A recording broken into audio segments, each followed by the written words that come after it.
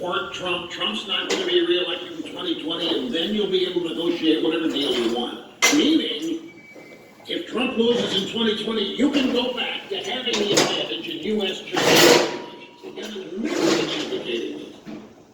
It's just another example of what Trump is up against. Another example of the kind of efforts that are ongoing every day to undermine the agenda of Donald Trump to make America great again. What is that agenda? What does make America great again mean? It means changing America's place in this so-called world of order,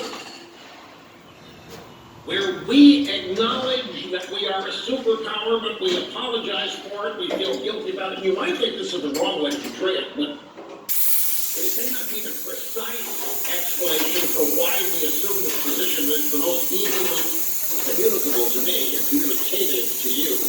Because it doesn't make any sense. Why wouldn't we achieve and become the world's greatest superpower